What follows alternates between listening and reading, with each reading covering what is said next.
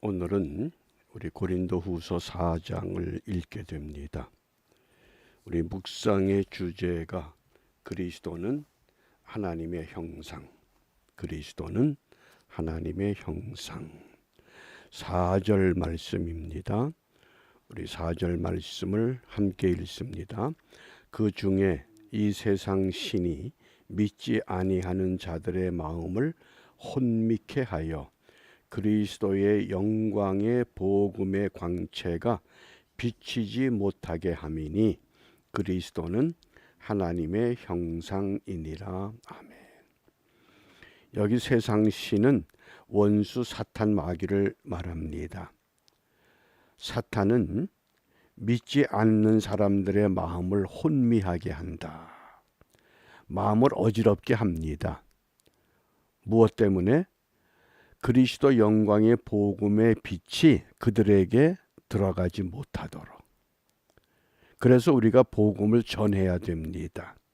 어떻게 전해야 됩니까? 하나님의 형상을 가진 하나님의 사람으로 살아가라고 하는 말씀입니다.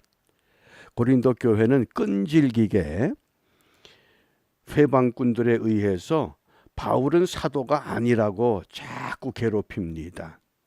그러나 바울은 그러한 괴롭힘에 대해서 절대 동요되지 않습니다. 왜냐하면 다메섹 도상에서 부활하신 주님으로부터 신령한 부름을 받았다고 하는 확신이 있기 때문에 그렇습니다. 그래서 우리가 이 형상이라고 하는 단어의 의미를 잘 기억해 주시기 바랍니다.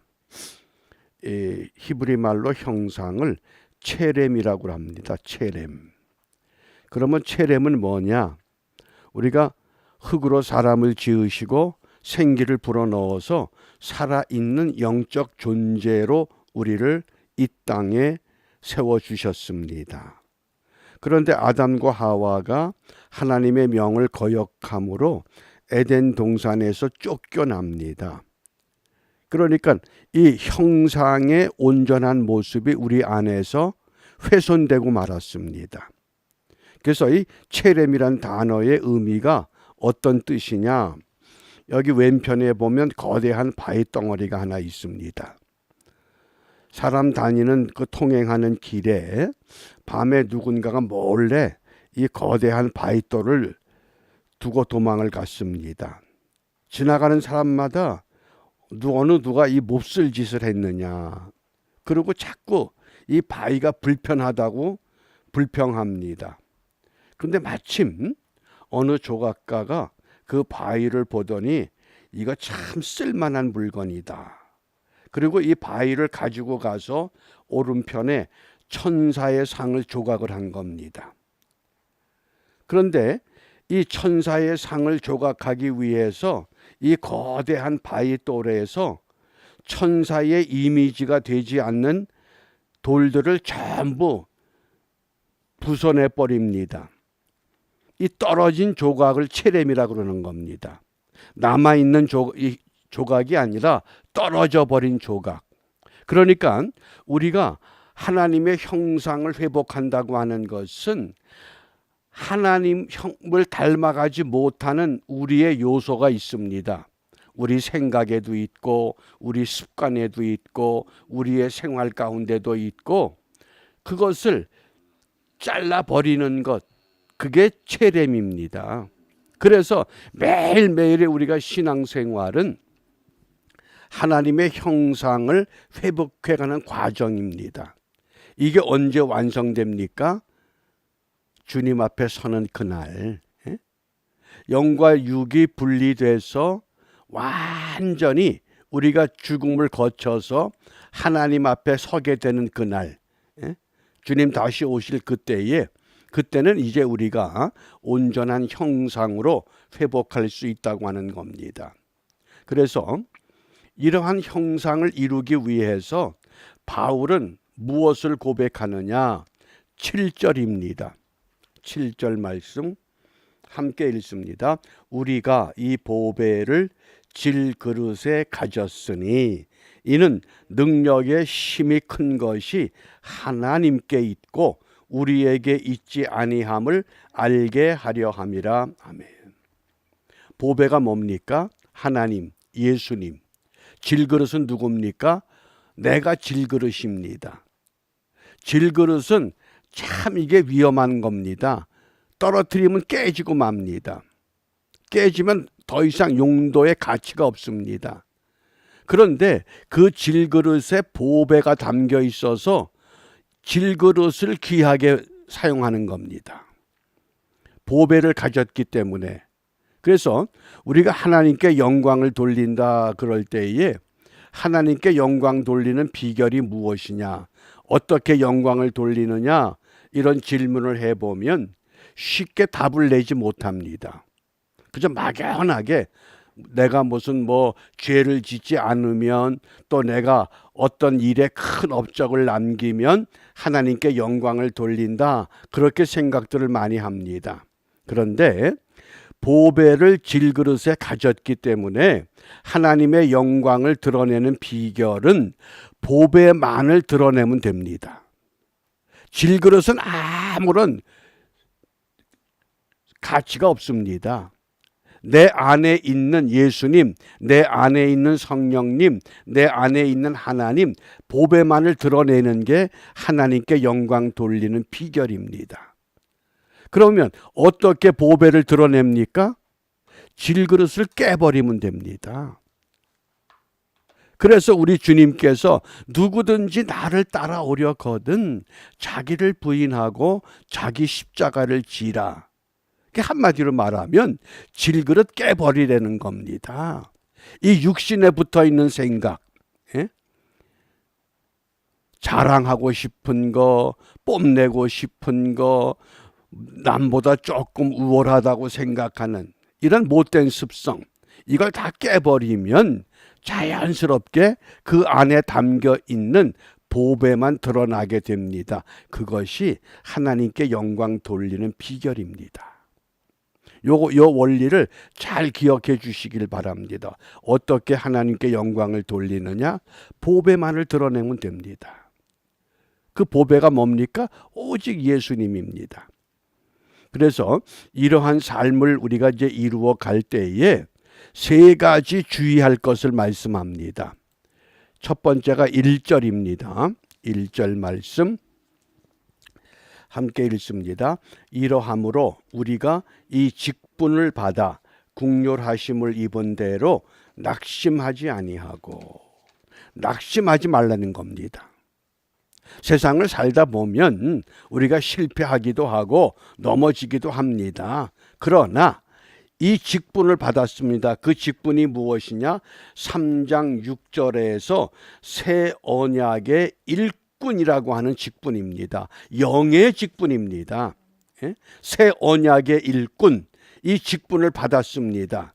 그래서 이 직분을 받은 사람들은 낙심하지 말아야 됩니다.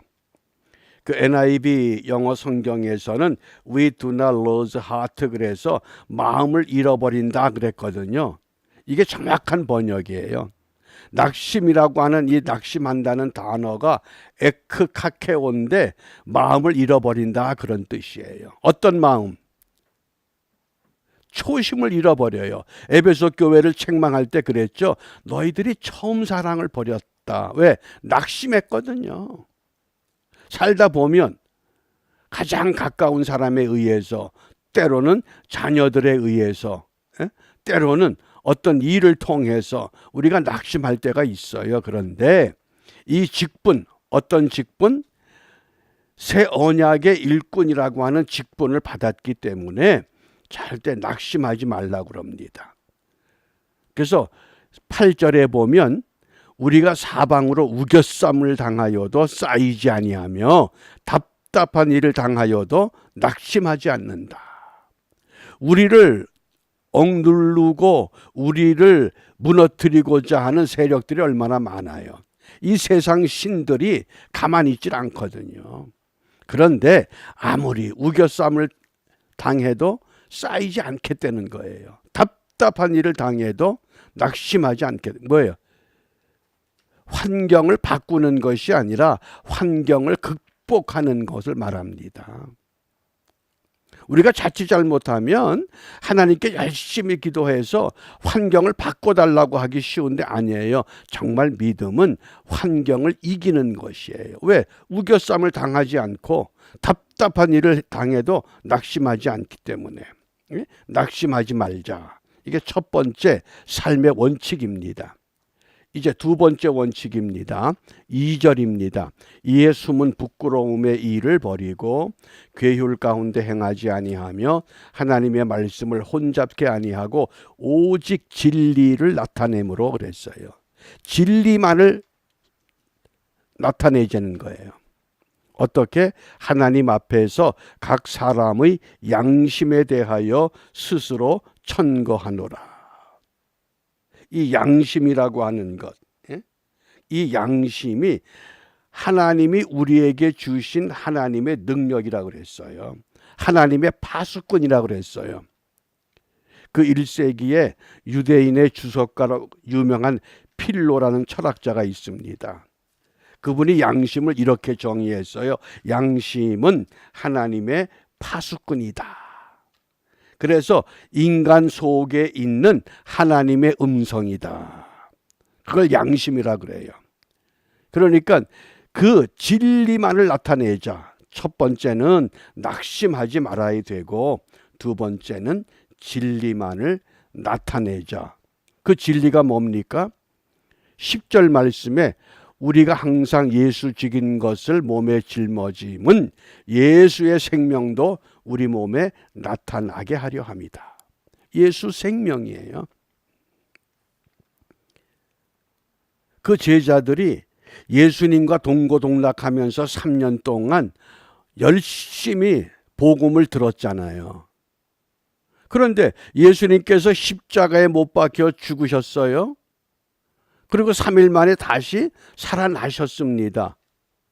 잘 한번 생각해 보세요. 그 살아나신 예수님의 소식을 듣고 제자들의 반응이 어땠어요? 야, 우리 주님 다시 살아나셨다, 가자. 그리고 가지 못했어요. 왜 그럴까요? 분명히 십자가에 죽으시고 다시 살아나셨는데 왜 그랬을까요? 나는 고기 잡으러 가야 되겠다. 나는 엠마오로 가야 되겠다. 나는 고향으로 가야 되겠다. 다 뿔뿔이 흩어졌어요. 이상하지 않아요? 그렇게 예수님께로부터 가르침을 받았는데 예수님 십자가에 죽으시고 3일 만에 살아났다 그러면 우리 같으면 야, 다시 살아나셨어. 그리고 막 얼마나 신나서 쫓아갈 텐데 다 피했어요. 왜 그랬을까요? 거기 중요한 이유가 있어요. 이제까지 우리가 기대했던 메시아인데 십자가에 못 박혀 죽는 메시아라 그러면 살아난들 뭐 할 거냐? 또 죽을 텐데 그런 생각이 든 거예요. 그런 두려움이. 그런데 그 두려움을 어떻게 바꿔냈습니까? 오순절 성령이 떨어지니까 이게 생명이구나 확 뒤집어진 거예요. 그게 예수 생명이에요. 그게 진리예요. 그 진리가, 그 생명이 완전히 회복되는 그 순간, 그 다음부터는 두려운 게 없잖아요. 돌에 맞아 죽는 스데반도 있고, 주님 가신 그 길을 끝까지 쫓아가는 그런 제자들로 탈바꿈이 되거든요. 무엇 때문에? 진리를 드러내기 위해서. 첫 번째는 낙심하지 않습니다. 두 번째는 진리만을 드러냅니다. 그 진리가 뭐예요? 예수 생명이에요. 예수밖에. 그 다음에 이제 세 번째가 5절 말씀이에요. 5절 함께 읽습니다. 우리가 우리를 전파하는 것이 아니다. 오직 그리스도 예수의 주 되신 것과 또 예수를 위하여 우리가 너희의 종된 것을 전파합니다. 그리스도 예수께서 주가 되신다는 거예요. 이것만을 드러내자는 거예요. 다른 거 없어요. 뭐 다른 거 얘기해 본들 아무 의미가 없다. 너희들이 나를 사도가 아니라 그래도 추천서가 없다 그래도 나는 오직 이것밖에 없어. 예수 그리스도께서 우리의 주가 되신 거야. 내가 이 믿음 가지고 너희들에게 고린도 교회를 세웠고 그 교회를 섬기라고 했잖아. 다른 거 따지지 말라 그 얘기입니다.